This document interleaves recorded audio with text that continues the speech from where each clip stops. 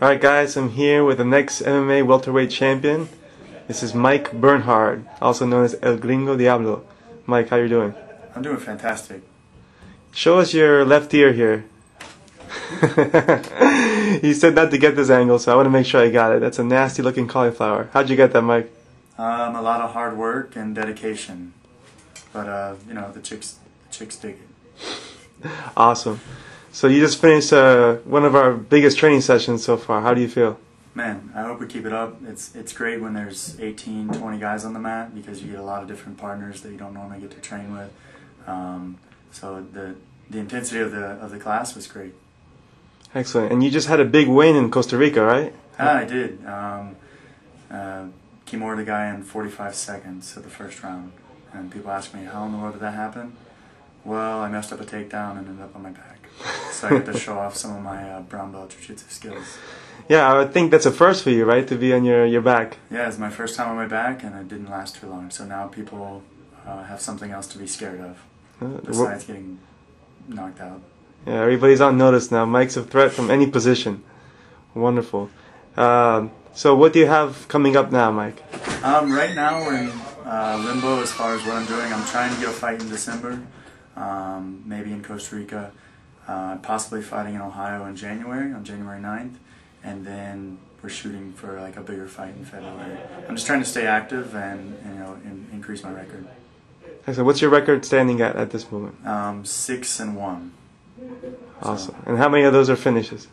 All of them are finishes. I've yet to be out of the second round, actually. I've only went past like 2 minutes twice. Awesome. If you guys can't tell because Mike's sitting here, but Mike's a whopping 6'3" at 170 pounds. I'm like 205 right now, though. So how do you handle those weight cuts, Mike? Well, this last time it was a lot easier.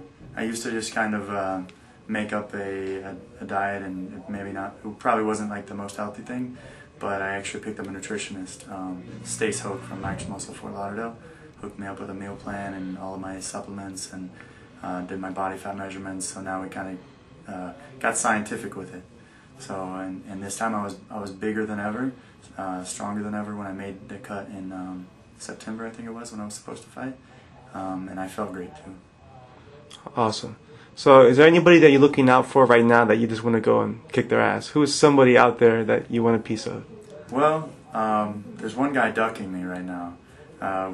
I put out a video challenge on YouTube for Steve Bruno, and we got 0 response. So I'm guessing he really doesn't want to fight me. So it's no big deal. I got bigger and better things, you know.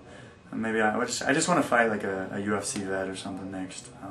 You know, my next big fight, so that way I can, you know, have a little bit of legit, you know, just prove a point to people. Wonderful. Now let's ask you some questions about current events here.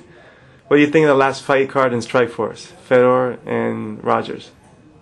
Well, I'm a known Fedor hater, but it was a good. The show quality was really good, and you know, Fedor showed again you can look terrible and still win with one punch. Why the Fedor hate, Mike? I always hear this from you. You're always betting against him. What's the deal with the Fedor hate? My thing is with Fedor, you know, he's an incredible like fighter, but he always seems to be getting his butt kicked for like the majority of however long his fights are, and then he just ends someone's life with that baseball pitch of a right hand, or like some crazy submission while he's getting pounded out on his back. So I give it to him. The guy has like nerves of steel, you know. Like I was impressed when he was getting ground and pounded by Brett Rogers, and he just goes for the armbar and doesn't respond to the punches at all. And then also when he got his nose broken, he didn't even wipe the blood. He didn't respond. So the guy's he's mentally strong. I think that's a big reason why he can't be beat. I think a lot of people are beat fighting Fedor before they even step in the ring. Okay, so if you had to say one of the two following statements: Fedor is your favorite fighter or the best fighter in the world? Fedor is the best fighter in the world. All right. Besides myself.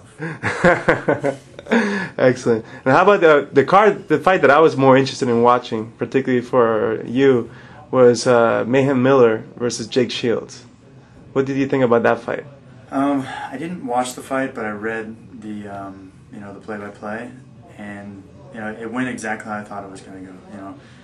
Jake Shields is a really good wrestler, really good jiu-jitsu. Mayhem's got some like unorthodox kickboxing and really good jiu-jitsu. And I think people thought the fight was boring, it seemed like, but it was a really high-level grappling match. So I saw it going to decision the whole time, and I was right on. And Jake Shields won by decision, like I thought. Okay, good deal. You want to leave us with some final words? Final words: train hard, set goals, and change your goals often. Okay, good deal. Again, Mike El Gringo Diablo Bernhard. Who's